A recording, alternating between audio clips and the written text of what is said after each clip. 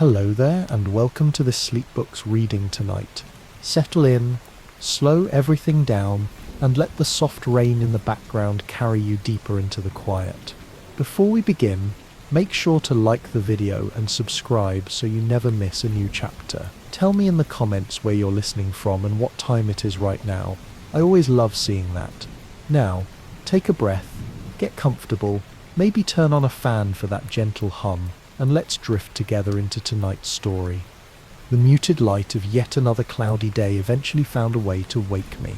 I lay with my arm across my eyes, feeling completely groggy and dazed. Something, like a powerful dream struggling to be remembered, tried to break into my consciousness.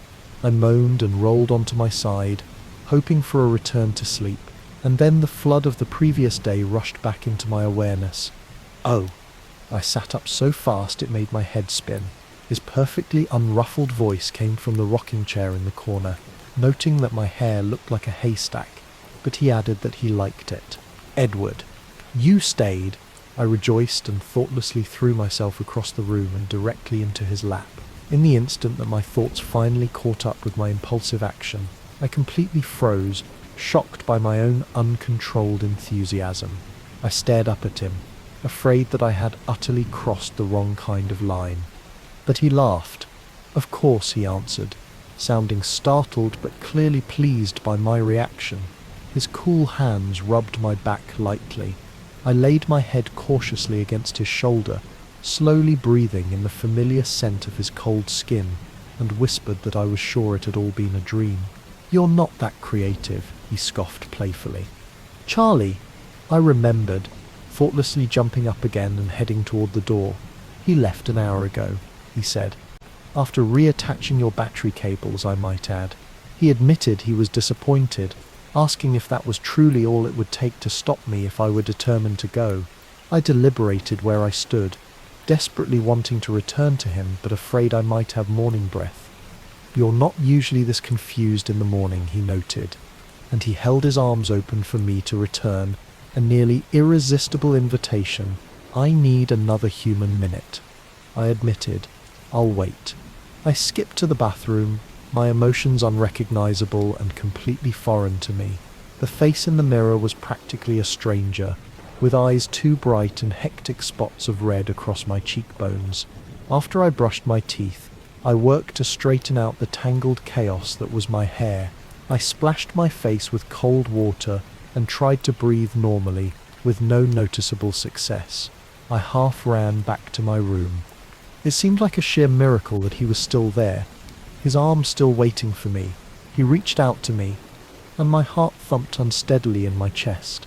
"Welcome back," he murmured, taking me into his arms. He rocked me for a while in silence until I noticed that his clothes were changed and his hair was perfectly smooth. "You left," I accused, touching the collar of his fresh shirt. "I could hardly leave in the clothes I came in." "What would the neighbours think?" he countered. I pouted slightly. "You were very deeply asleep. I didn't miss anything," he reassured me, his eyes gleaming. "The talking came earlier." I groaned, asking what he had heard. His gold eyes grew very soft. "You said you loved me." "You knew that already," I reminded him, ducking my head shyly. "It was nice to hear. Just the same," he insisted. I hid my face completely against his cold shoulder. "I love you," I whispered to him. "You are my life now," he answered simply. There was nothing more that needed to be said for the moment. He rocked us back and forth gently as the room grew gradually lighter. "Breakfast time," he said eventually, casually, surely to prove that he remembered all my human frailties. So I clutched my throat with both hands and stared at him with wide, shocked eyes. Alarm crossed his perfect face. "Kidding," I snickered. "And you said I couldn't sit act." He frowned in deep disgust. "That wasn't sit funny. It was very funny. And you know it," I insisted. But I examined his gold eyes carefully, just to make sure that I was fully forgiven. Apparently I was. "Shall I rephrase?" he asked. "Breakfast time for the human." "Oh, okay." He threw me over his stone shoulder, gently but with a swiftness that left me momentarily breathless. I protested as he carried me easily down the stairs, but he ignored me. He sat me right side up on a kitchen chair. The kitchen was bright and happy, seeming to absorb my own buoyant mood. "What's for breakfast?" I asked pleasantly. That threw him for a minute. "Here.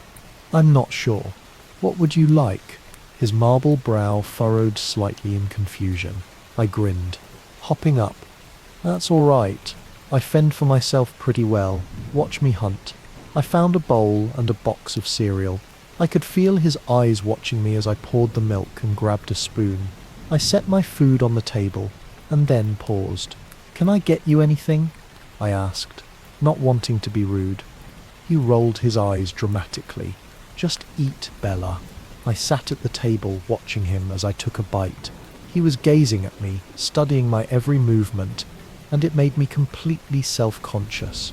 I cleared my mouth to speak, hoping to distract him. "What's on the agenda for today?" I asked. I watched him frame his answer carefully. "What would you say to meeting my family?" I instantly gulped down the cereal. "Are you afraid now?" He sounded hopeful, even eager. "Yes," I admitted. How could I possibly deny it when he could see it so clearly in my eyes? "Don't worry," he smirked. "I'll protect you." "I'm not afraid of them," I explained. "I'm afraid they won't like me. Won't they be, well, surprised that you would bring someone like me home to meet them? Do they know that I know about them?" "Oh, they already know everything. They'd taken bets yesterday, you know." He smiled, but his voice was harsh on whether I'd bring you back, though why anyone would bet against Alice, I can't imagine. "At any rate, we don't have secrets in the family. It's not really feasible, what with my mind reading and Alice seeing the future and all that. And Jasper making you feel all warm and fuzzy about spilling your guts, don't forget that. You paid attention," he smiled approvingly. "I've been known to do that every now and then." I grimaced. "So did Alice see me coming?" His reaction was strange. "Something like that," he said uncomfortably, turning away so I couldn't see his eyes. I stared at him curiously. "Is that any good?" he asked, turning back to me abruptly and eyeing my breakfast with a teasing look on his face. "Honestly, it doesn't look very appetizing." "Well, it's no irritable grizzly," I murmured, ignoring him when he glowered. I was still wondering why he had responded that way when I mentioned Alice. I hurried through my cereal, speculating silently. He stood in the middle of the kitchen, the statue of Adonis again, staring abstractedly out the back windows. Then his eyes were back on me, and he smiled his heartbreaking smile. "And you should introduce me to your father too, I think."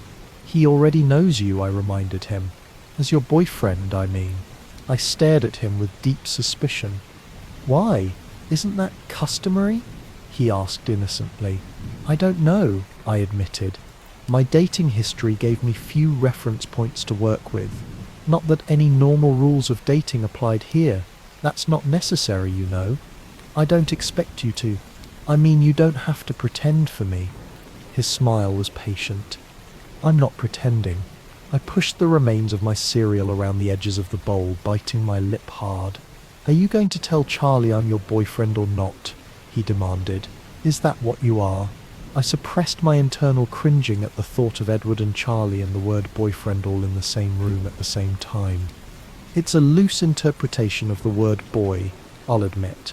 I was under the impression that you were something more. Actually, I confessed, looking down at the table. "Well, I don't know if we need to give him all the gory details." He reached across the table to lift my chin with a cold, gentle finger. "But he will need some explanation for why I'm around here so much. I don't want Chief Swan getting a restraining order put on me." "Will you be?" I asked, suddenly anxious. "Will you really be here?" "As long as you want me," he assured me. "I'll always want you," I warned him. "Forever." He walked slowly around the table, and pausing a few feet away, he reached out to touch his fingertips to my cheek.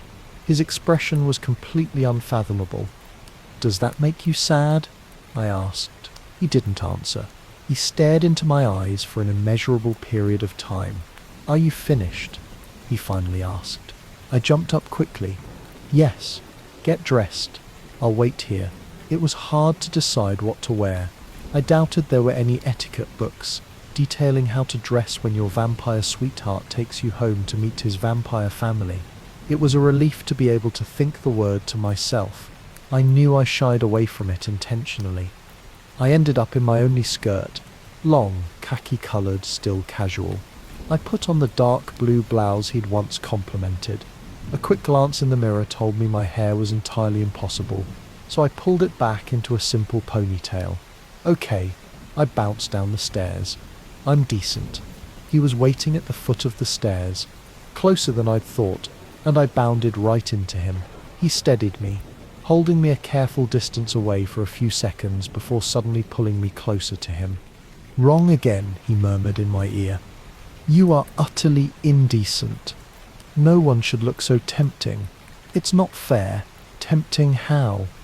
I asked. "I can change," he sighed, shaking his head. "You are so absurd." He pressed his cool lips delicately to my forehead, and the room spun around me. The smell of his breath made it impossible to think clearly. "Shall I explain how you are tempting me?" he said. It was clearly a rhetorical question. His fingers traced slowly down my spine, his breath coming more quickly against my skin. My hands were limp on his chest, and I felt light-headed again. He tilted his head slowly and touched his cool lips to mine for the second time, very carefully parting them slightly. And then I collapsed. "Bella." His voice was alarmed as he caught me and held me up. "You made me faint." I accused him dizzily. "What am I going to do with you?" He groaned in exasperation. "Yesterday I kiss you and you attack me. Today you pass out on me." I laughed weakly, letting his arms support me while my head spun. "So much for being good at everything," he sighed. "That's the problem." I was still dizzy. "You're too good. Far, far too good. Do you feel sick?" he asked. He'd seen me like this before. No, that wasn't the same kind of fainting at all. I don't know what happened. I shook my head apologetically. "I think I forgot to breathe. I can't take you anywhere like this." "I'm fine," I insisted. "Your family is going to think I'm insane anyway. What's the difference?" He measured my expression for a moment. "I'm very partial to that colour with your skin," he offered unexpectedly. I flushed with pleasure and looked away. "Look, I'm trying really hard not to think about what I'm about to do, so can we go already?" I asked. "And you're worried not because you're headed to meet a house full of vampires, but because you think those vampires won't approve of you, correct?" "That's right," I answered immediately, hiding my surprise at his casual use of the word. He shook his head. "You're incredible." I realized as he drove my truck out of the main part of town that I had no idea where he lived. We passed over the bridge at the Kalawa River, the road winding northward, the houses flashing past us growing farther apart, getting bigger, and then we were past the other houses altogether, driving through misty forest. I was trying to decide whether to ask or be patient, when he turned abruptly onto an unpaved road. It was unmarked, barely visible among the ferns. The forest encroached on both sides, leaving the road ahead only discernible for a few meters as it twisted, serpent-like around the ancient trees. And then, after a few miles, there was some thinning of the woods, and we were suddenly in a small meadow, or was it actually a lawn? The gloom of the forest didn't relent, though, for there were 6 primordial cedars that shaded an entire acre with their vast sweep of branches. The trees held their protecting shadow right up to the walls of the house that rose among them, making obsolete the deep porch that wrapped around the first story. I don't know what I had expected, but it definitely wasn't this. The house was timeless, graceful, and probably 100 years old. It was painted a soft, faded white, 3 stories tall, rectangular, and well proportioned. The windows and doors were either part of the original structure or a perfect restoration. My truck was the only car in sight. I could hear the river close by, hidden in the obscurity of the forest. "Wow, you like it?" He smiled. "It has a certain charm." He pulled the end of my ponytail and chuckled. "Ready?" he asked, opening my door. Not even a little bit. Let's go. I tried to laugh, but it seemed to get stuck in my throat. I smoothed my hair nervously. You look lovely. He took my hand easily, without thinking about it. We walked through the deep shade up to the porch. I knew he could feel my tension. His thumb rubbed soothing circles into the back of my hand. He opened the door for me. The inside was even more surprising, less predictable than the exterior. It was very bright, very open, and very large. This must have originally been several rooms, but the walls had been removed from most of the first floor to create one wide space. The back, south-facing wall had been entirely replaced with glass, and beyond the shade of the cedars, the lawn stretched bare to the wide river. A massive curving staircase dominated the west side of the room. The walls, the high-beamed ceiling, the wooden floors, and the thick carpets were all varying shades of white. Waiting to greet us, standing just to the left of the door, on a raised portion of the floor by a spectacular grand piano, were Edward's parents. I'd seen Dr. Cullen before, of course, yet I couldn't help but be struck again by his youth, his outrageous perfection. At his side was Esme, I assumed, the only one of the family I'd never seen before. She had the same pale, beautiful features as the rest of them. Something about her heart-shaped face, her billows of soft, caramel-coloured hair, reminded me of the ingenues of the silent movie era. She was small, slender, yet less angular, more rounded than the others. They were both dressed casually, in like colours that matched the inside of the house. They smiled in welcome, but made no move to approach us, trying not to frighten me, I guessed. Carlyle, Esme. Edward's voice broke the short silence. This is Bella. You're very welcome, Bella. Carlyle's step was measured, careful as he approached me. He raised his hand tentatively, and I stepped forward to shake hands with him. It's nice to see you again, Dr. Cullen. Please, call me Carlyle. Carlyle. I grinned at him, my sudden confidence surprising me. I could feel Edward's relief at my side. Esme smiled and stepped forward as well, reaching for my hand. Her cold stone grasp was just as I expected. It's very nice to know you, she said sincerely. Thank you. I'm glad to meet you too. And I was. It was like meeting a fairy tale Snow White in the flesh. Where are Alice and Jasper? Edward asked, but no one answered, as they had just appeared at the top of the wide staircase. Hey, Edward! Alice called enthusiastically. She ran down the stairs, a streak of black hair and white skin, coming to a sudden and graceful stop in front of me. Carlyle and Esme shot warning glances at her, but I liked it. It was natural for her, anyway. Hi, Bella, Alice said, and she bounced forward to kiss my cheek. If Carlyle and Esme had looked cautious before, they now looked staggered.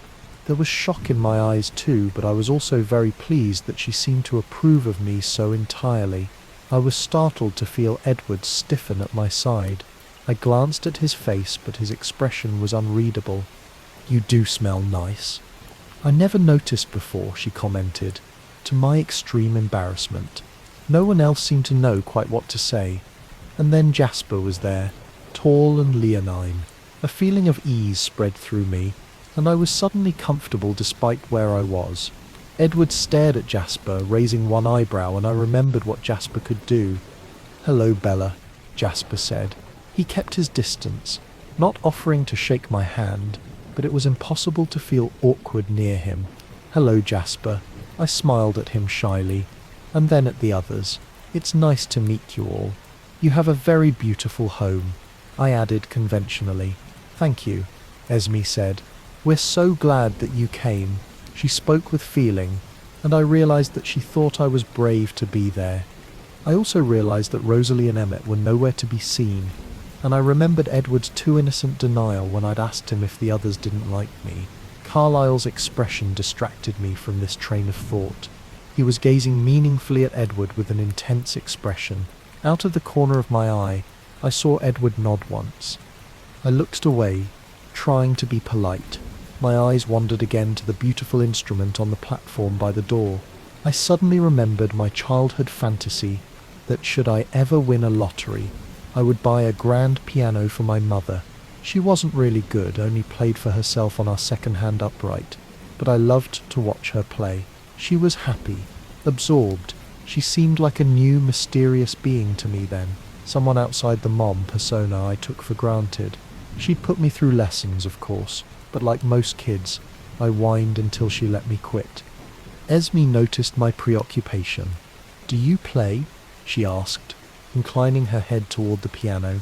I shook my head. "Not at all, but it's so beautiful. Is it yours?" "No," she laughed. "Edward didn't tell you he was musical?" "No." I glared at his suddenly innocent expression with narrowed eyes. I should have known, I guess. Esme raised her delicate eyebrows in confusion. "Edward can do everything, right?"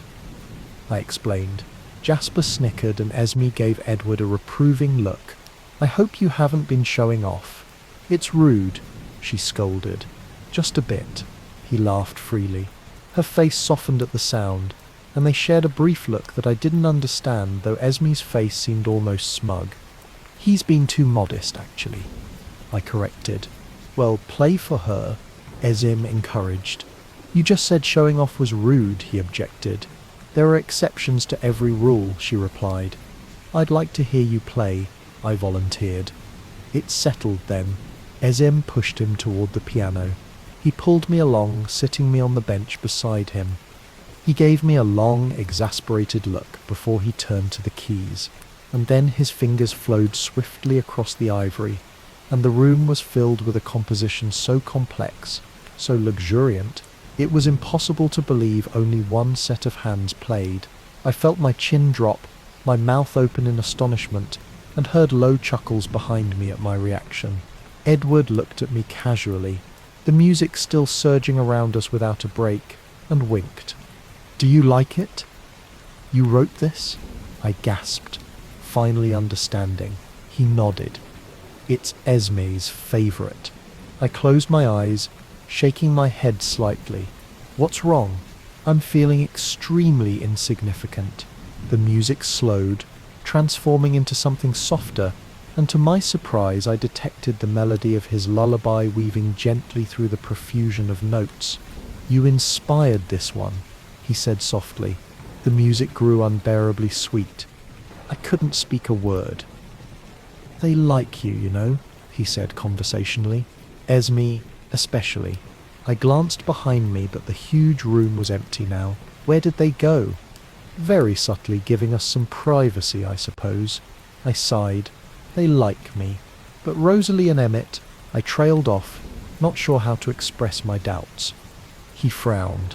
"Don't worry about Rosalie," he said, his eyes wide and persuasive. "She'll come around." I pursed my lips skeptically. "Emmett? Well, he thinks I'm a lunatic. It's true, but he doesn't have a problem with you. He's trying to reason with Rosalie. What is it that upsets her?" I wasn't sure if I wanted to know the answer to that. He sighed deeply. "Rosalie struggles the most with what we are. It's hard for her to have someone on the outside know the truth. And she's a little jealous." "Rosalie is jealous of me?" I asked incredulously. I tried to imagine a universe in which someone as breathtaking as Rosalie would have any possible reason to feel jealous of someone like me. "You're human," he shrugged. "She wishes that she were too." "Oh," I muttered, still stunned. "Even Jasper, though, that's really my fault," he said. "I told you he was the most recent to try our way of life. I warned him to keep his distance from you. I thought about the reason for that and shuddered quietly. Esme and Carlyle," I continued quickly, "to keep him from noticing my fear, are happy to see me happy. Actually, Esme wouldn't care if you had a third eye and webbed feet. All this time she's been worried about me, afraid that there was something missing from my essential makeup, that I was too young when Carlyle changed me. She's ecstatic. Every time I touch you, she just about chokes with satisfaction. Alice seems very enthusiastic. Alice has her own way of looking at things," he said through tight lips. "And you're not going to explain that, are you?" A moment of wordless communication passed between us. He realized that I knew he was keeping something from me. I realized that he wasn't going to give anything away. Not now. So what was Carlyle telling you before? I asked, changing the subject. His eyebrows pulled together. You noticed that, did you? I shrugged. Of course. He looked at me thoughtfully for a few seconds before answering. He wanted to tell me some news. He didn't know if it was something I would share with you. Will you?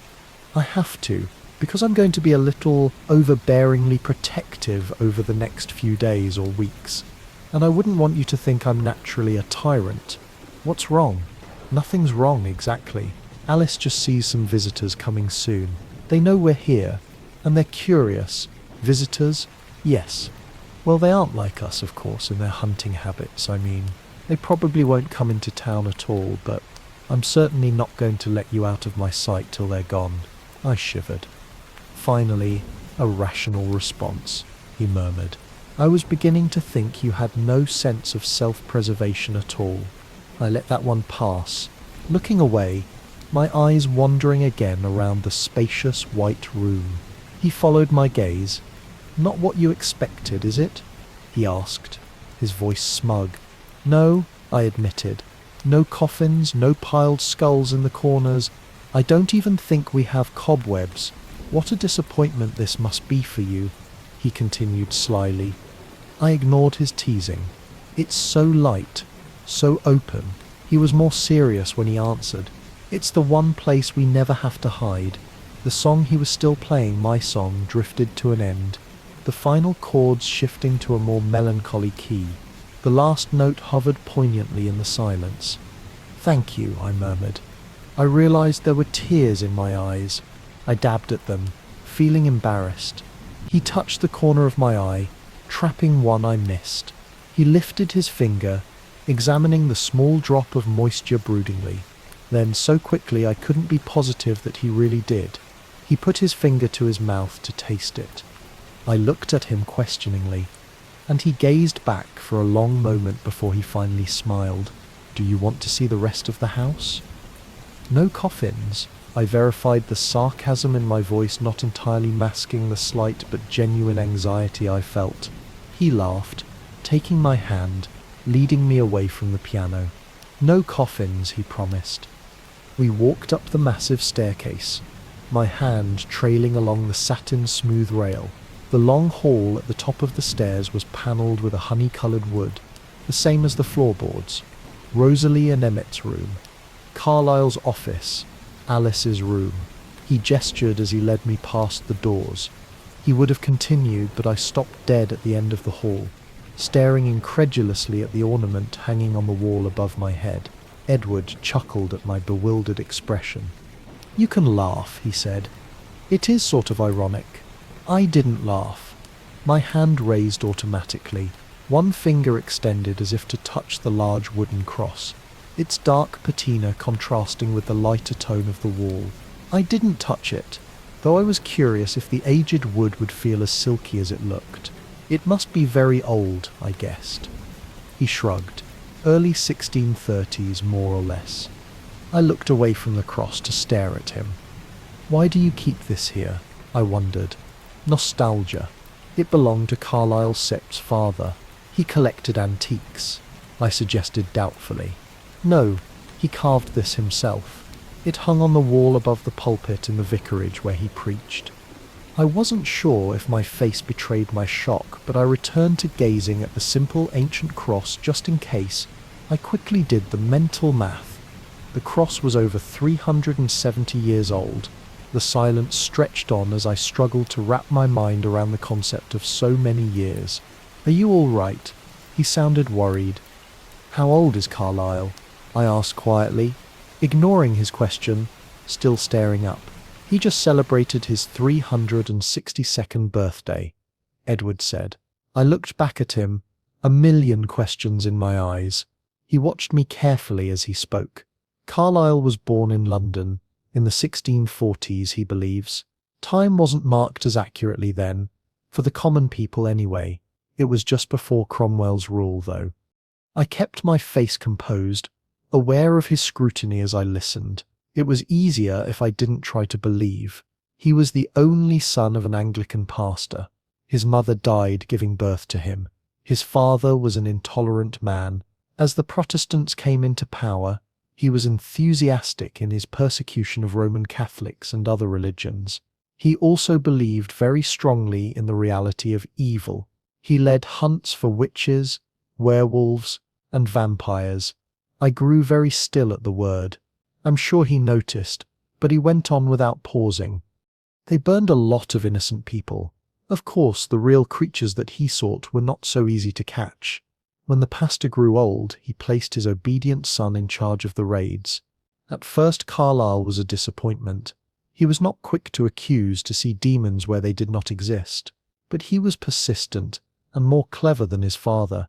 He actually discovered a coven of true vampires that lived hidden in the sewers of the city, only coming out by night to hunt. In those days, when monsters were not just myths and legends, that was the way many lived. The people gathered their pitchforks and torches, of course. His brief laugh was darker now, and waited where Carlyle had seen the monsters exit into the street. Eventually one emerged. His voice was very quiet. I strained to catch the words. He must have been ancient and weak with hunger. Carlyle heard him call out in Latin to the others when he caught the scent of the mob. He ran through the streets, and Carlyle, he was 23 and very fast, was in the lead of the pursuit. The creature could have easily outrun them, but Carlyle thinks he was too hungry, so he turned and attacked. He fell on Carlyle first, but the others were close behind, and he turned to defend himself. He killed 2 men and made off with a third, leaving Carlyle bleeding in the street. He paused. I could sense he was editing something, keeping something from me. Carlyle knew what his father would do. The bodies would be burned. Anything infected by the monster must be destroyed. Carlyle acted instinctively to save his own life. He crawled away from the alley while the mob followed the fiend and his victim. He hid in a cellar, buried himself in rotting potatoes for 3 days. It's a miracle he was able to keep silent, to stay undiscovered. It was over then, and he realized what he had become. I'm not sure what my face was revealing, but he suddenly broke off. "How are you feeling?" he asked. "I'm fine," I assured him, and though I bit my lip in hesitation, he must have seen the curiosity burning in my eyes. He smiled. "I expect you have a few more questions for me." "A few." His smile widened over his brilliant teeth. He started back down the hall, pulling me along by the hand. "Come on then," he encouraged. "I thet'll show you."